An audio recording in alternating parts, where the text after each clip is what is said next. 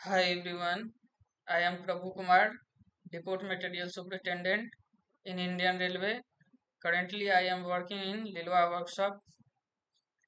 तो आज हम लोग बात करेंगे जैसा कि आरआरबी जेई 2026 का फॉर्म फिलअप स्टार्ट हो गया है। आप लोग जो भी बोर्ड से फॉर्म फिलअप करना है और किस जो पोस्ट प्रेफरेंस है किस सीक्वेंस में आपको डालनी है ये आप ये आपको पता चल गया होगा। इसके रिगार्डिंग मैंने वीडियो बना चुका हूँ, तो आप उसको देख सकते हैं और फॉर्म फिलअप स्टार्ट कर सकते हैं।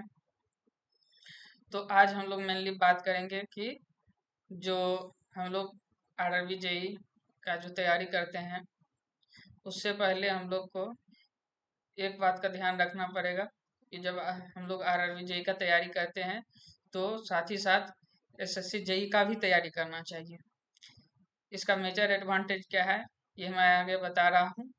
तो देखिए, जब दोनों का जैसे आरआरबी जेई और एसएससी जेई दोनों का CBT 1 लगभग एक ही टाइम में होने वाले हैं, दिसंबर नवंबर के आसपास। तो आप लोग दोनों का तैयारी कर सकते हैं और क्यों करना है ये मैं आगे बताता हूँ।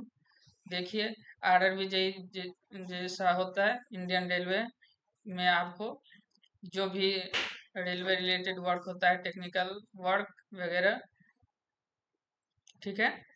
तो और एसएससी जेई का देखें तो आपको CPWD में, MES में, BRO में और CWC ये सब डिपार्टमेंट है, तो इन सब में आपको वर्क करना पड़ता है।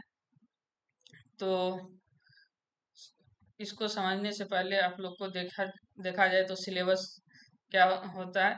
तो आरआरबी जेई में आपको CBT 1 में क्या होता है कि मैथ, रीजनिंग, साइंस और जनरल अवेयरनेस। और एसएससी जेई में क्या होता है, टेक्निकल, रीजनिंग और जनरल अवेयरनेस। तो इसमें क्या हो जाता है, टेक्निकल 100 मार्क्स का हो जाता है और इसमें क्या है, मैथ 30 मार्क्स का होता है। इसमें मैथ नहीं होता है, एसएससी जेई में मैथ नहीं होता है और आरआरबी जेई में मैथ होता है। तो आपको थोड़ा सा इफर्ट लगाना पड़ेगा कि मैथ का भी तैयारी साथ में करे और टेक्निकल का तैयारी साथ में करे। इससे क्या एडवांटेज मिलता है, तो आपका जो टेक्निकल आप तैयारी कर रहे होंगे उससे क्या हो जाता है, हमारा CBT 2 के लिए ऑलरेडी प्रिपरेशन हमारा स्टार्ट हो जाता है। मतलब है कि CBT 2 जो होगा 100 मार्क्स का आरआरबी जेई में, उसमें आपको ऑलरेडी 90% सिलेबस ऑलरेडी खत्म हो चुका होता है। थोड़ा सा रिवीजन का जरूरत पड़ता है। हम लोग भी जब तैयारी कर रहे थे तो एसएससी जेई का ही तैयारी करते थे और जब आरआरबी जेई आई तो आरआरबी जेई के लिए मुश्किल से 15 से 20% ही देना पड़ा। बाकी एसएससी जेई के तैयारी से ही कंप्लीट तैयारी हो जाती है। तो एसएससी जेई को भी टारगेट करना चाहिए और इस सेंस में टारगेट करना चाहिए कि मुझे सिलेक्शन लेना है या तो एसएससी जेई में या आरआरबी जेई में, तो ही आपको जो है किसी एक में सिलेक्शन या दोनों में भी सिलेक्शन हो सकता है। तो आपको थोड़ा सा अपने तरफ से इफर्ट लगाना है कि मैथ का भी तैयारी साथ साथ में करे और आपको टेक्निकल का भी तैयारी साथ में करना है। किस तरह से तैयारी करना है ये सब चीज़ भी मैं बता चुका हूँ, आगे आने वाले वीडियो में भी और डिटेल में बताऊंगा कि किस तरह से आपको नोट बनानी है, किस तरह से आपको जो है अलग अलग सोर्स से पढ़ना है। तो आपको ये सब चीज़ें बता चुका हूँ। और आप देखें तो जैसा कि आज एसएससी जेई में देखा जाए तो जनरल अवेयरनेस में आपको साइंस भी आता है, ठीक है। ये जनरल अवेयरनेस जो है इसमें साइंस के साथ साथ जितना भी नॉन टेक्निकल है, पॉलिटी, हिस्ट्री, ज्योग्राफी, ये सब सारे आते हैं। तो ऑलरेडी आपका साइंस का तैयारी हो चुका होता है। आपको फाइनली क्या करना है, CBT 2 में, एसएससी जेई CBT 2 में आपको कुछ भी एक्स्ट्रा नहीं करने का जरूरत पड़ता है। थोड़ा सा टेक्निकल अच्छा करना पड़ता है कि जो भी क्वेश्चन आता है थोड़ा कॉन्सेप्चुअल आता है तो उसको थोड़ा सा ठीक करना पड़ता है, क्योंकि कि जो एसएससी जेई का जो CBT 2 होता है प्योर टेक्निकल होता है, तो टेक्निकल का तैयारी आपको बहुत हद तक आपका हो गया होता है CBT 1 से। और CBT 2 में देखा जाए तो RRB JEE में 100 मार्क्स का टेक्निकल आता है। तो इसका मान सकते हैं कि आपका 90% सिलेबस ऑलरेडी खत्म हो गया होता है। ठीक है, थोड़ा सा रिवीजन का जरूरत पड़ता है, तो आप उतना रिवीजन अवश्य कर लेंगे। और एक्स्ट्रा क्या पढ़ना होता है, तो कंप्यूटर साइंस और इन्वायरमेंट और ये फिजिक्स और केमिस्ट्री ऑलरेडी आपको जो है यहाँ से साइंस का जो तैयारी करेंगे CBT 1 में, उससे आपको कंप्लीट हो गया होगा। बस आपको कंप्यूटर साइंस इन्वायरमेंट में थोड़ा फोकस करना है, इसको हल्के में नहीं लेना है। ये सब मार्क्स जो है जो आपको लाने में बहुत ही अच्छा मार्क्स लाने में मदद करता है। ठीक है, तो इसको अच्छे से करना पड़ेगा। और टेक्निकल का तो आपका ऑलरेडी हो गया होता है, थोड़ा सा एफर्ट लगाना है।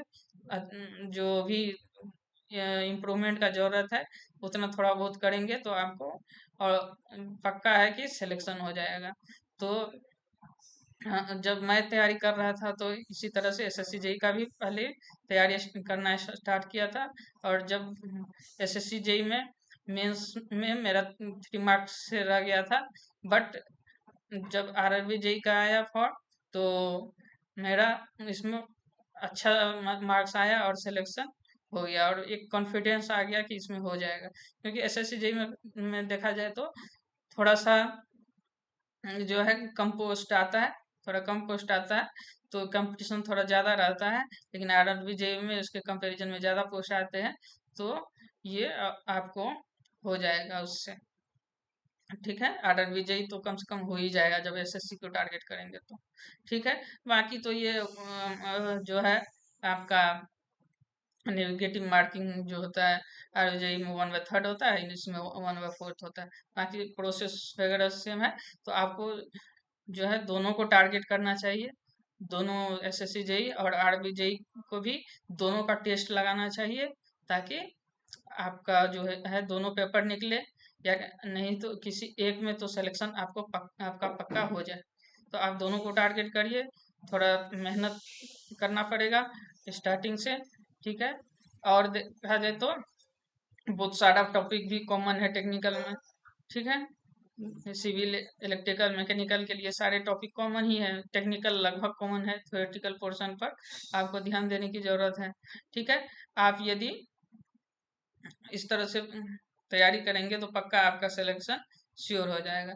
आप देखा जाए तो टेक्निकल में यदि आप 4 घंटे पर डे और रीजनिंग मैथ में 2 घंटे और जनरल साइंस या जनरल अवेयरनेस में 1.5 घंटा और रिवीजन और POQ के लिए 1.5 घंटा का समय देते हैं, तो आपको लगभग ये कुल मिलाकर 9 से 10 घंटा यदि टाइम आप पर डे देते हैं और एक अच्छे तरीके से जो प्रॉपर स्ट्रेटजी के साथ, एक प्रॉपर गाइडेंस के साथ यदि तैयारी करते हैं, तो श्योर है कि आपका सिलेक्शन या तो SSC JEE में या फिर RRB JEE में होगा ही, या दोनों में हो जाएगा। तो आपको दोनों का तैयारी करना है, SSC JEE भी और RRB JEE भी, दोनों का टेस्ट लगाना है, टेक्निकल का नॉन टेक्निकल का भी। टेक्निकल पर ज़्यादा फोकस करना है, उसको जो भी टेस्ट है उसका एनालिसिस करना है, और आपको जो भी स्ट्रेटजी बताए हैं उस बेसिस पे तैयारी करना है, तो आपका सिलेक्शन पक्का हो जाएगा। तो आप दोनों का तैयारी करिए और दोनों में सिलेक्शन लीजिए। ठीक है, तो आज के लिए इतना ही। वीडियो अच्छा लगे तो लाइक करिए और चैनल को सब्सक्राइब करिए। ठीक है, थैंक यू।